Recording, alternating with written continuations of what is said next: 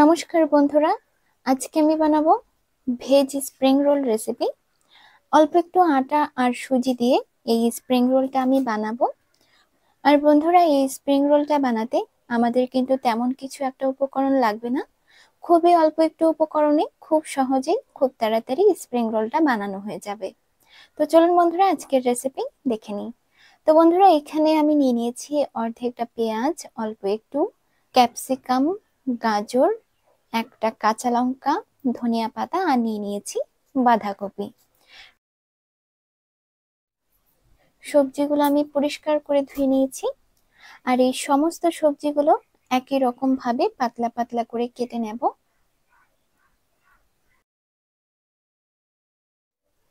বন্ধুরা, আমি আরো একটা স্প্রিং রোলের রেসিপি দিয়েছি, আপনারা চাইলে আমার চ্যানেলে গিয়ে স্প্রিং রোলের রেসিপিটি দেখতে পারেন। আশা করি আপনাদের ভালো লাগবে।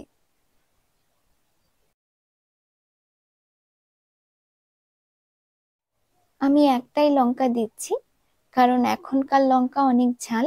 ঝালটা আপনারা আপনাদের পরিমাণ মতো দেবেন। তো বন্ধুরা, সবজিগুলো কাটা আমার হয়ে গেছে।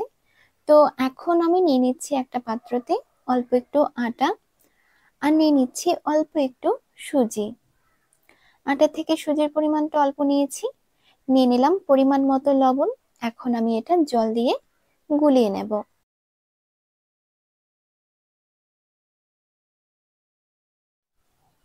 বাটি জোড়ার ব্যাটারটা আমরা যেরকম তৈরি করি ঠিক সেরকমই এই ব্যাটারটাও তৈরি করতে হবে। ব্যাটারটা যাতে পাতলা থাকে, বেশি মোটা হলে স্প্রিং রোল গুলো রোল করার সময় ফেটে যাবে।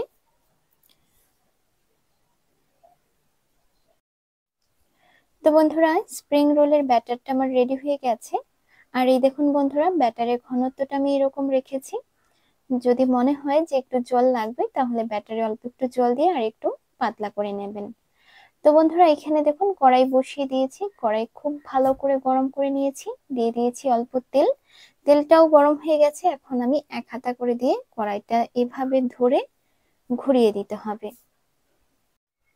বন্ধুরা, আমার ননস্টিকের তাওয়া বা কড়াই নেই, তো আমি অ্যালুমিনিয়ামের কড়াইতে এভাবেই বানাচ্ছি।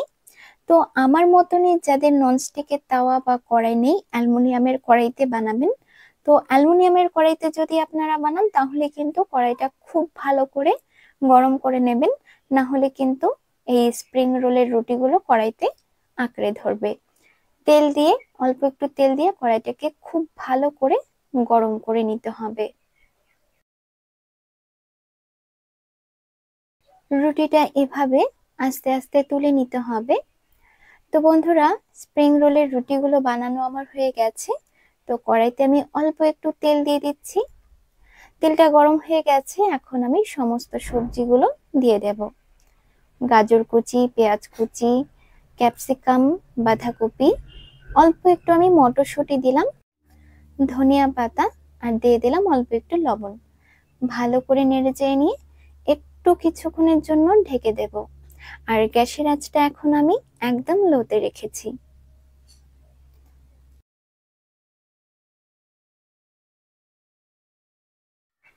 বন্ধুরা, সবজিটা একটু ভালো করে নেড়ে চেড়ে নিচ্ছি।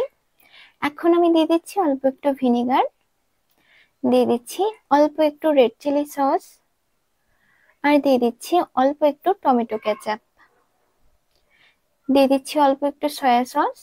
এরপর আমি এটাকে ভালো করে নেড়ে চেড়ে নিয়ে তারপর নামিয়ে নেব।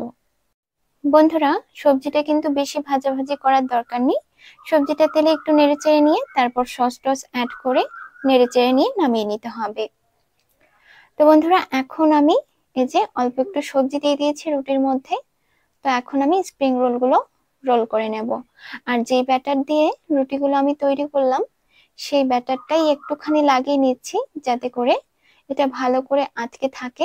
অল্প একটু শুকনো আটা নিয়ে নিলাম, যাতে করে এটা খুলে না যায়।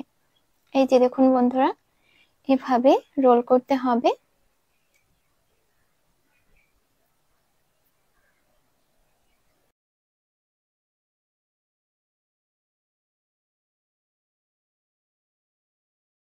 তো এই যে দেখুন বন্ধুরা, স্প্রিং রোলটা আমি খুব সুন্দরভাবে রোল করে নিয়েছি।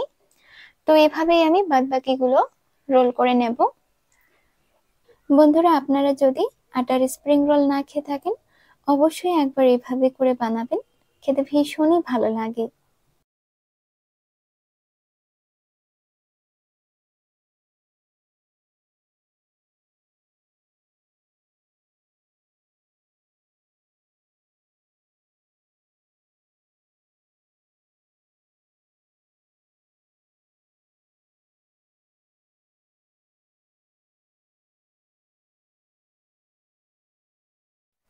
বন্ধুরা, স্প্রিং রোলের রুটিটা একটু পাতলা তৈরি করতে হবে, না হলে এই যে এরকম ফেটে যাবে।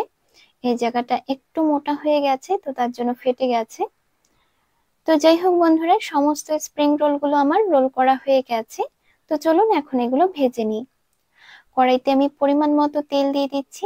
তেল গরম হয়ে গেছে, এখন আমি এগুলো ভেজে নেব। উল্টে পাল্টে খুব ভালো করে ভেজে নিতে হবে। স্প্রিং রোল খেতে ভীষণই ভালো লাগে। বন্ধুরা, আমার স্প্রিং রোলের রেসিপিটি যদি আপনাদের ভালো লাগে, তাহলে অবশ্যই একবার ট্রাই করবেন, খেতে ভীষণ ভালো লাগে। বন্ধুরা, স্প্রিং রোল গুলো ভাজা হয়ে গেছে, তুলে নিচ্ছি। আমি হালকাই ফ্রাই করলাম, আপনারা যদি আরেকটু ক্রিস্পি খেতে চান তাহলে আরেকটু ডিপ করে ফ্রাই করে নেবেন। বন্ধুরা, সমস্ত স্প্রিং রোল গুলো ভাজা আমার হয়ে গেছে। তো বন্ধুরা, আমার স্প্রিং রোলের রেসিপিটি আপনাদের কাছে কেমন লাগলো কমেন্ট করে জানাবেন। আর যদি ভালো লাগে তাহলে like, comment, share and subscribe করে পাশে থাকা বেল আইকনটি অন করে দেবেন। তাতে করে আমার ভিডিওর নোটিফিকেশন গুলো আপনার কাছে সবার আগে পৌঁছে যাবে। তো আজ এই পর্যন্তই বন্ধুরা, আপনারা সকলেই খুব ভালো থাকবেন, সুস্থ থাকবেন। দেখা হবে আরো একটি নতুন রেসিপির ভিডিও নিয়ে। নমস্কার।